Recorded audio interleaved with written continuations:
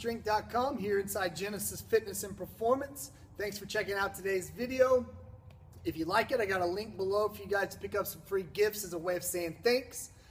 Today for you, I have 3 tips to really help make sure that you are, really lifting as much as you possibly can. Let's say you have, you have to work up to a max that day, and you really want to kind of set a PR and bust that plateau, or you've been stuck at a certain weight, and really any lift, and you can't figure out a way to get past it.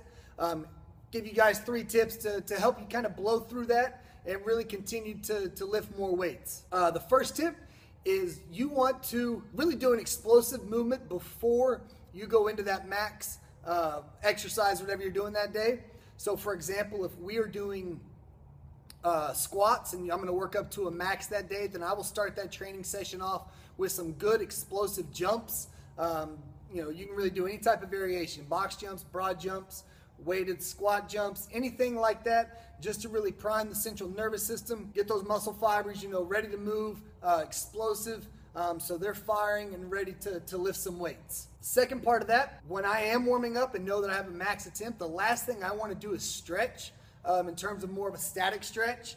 You've probably heard this before, but there's a lot of studies that show that if you static stretch, which basically means like sitting there, if I'm going to bend down and touch my toes, I hold there for a count of like 30 seconds. Kind of any type of stretch you're doing, it's just holding it statically in one position. Studies show that decreases strength output.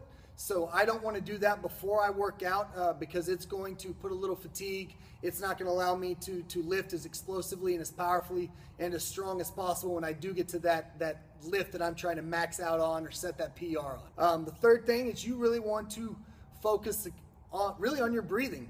The one thing that really is going to help set that PR or really hit that max is creating that full body tension, so all the power and all the energy that you're using is able to transfer from if you're benching, from your legs up into the bar, throughout your body. If you're squatting, from your feet in the ground to the bar, pressing, the same thing. Creating that full body tension is what's going to allow you to move the most weight.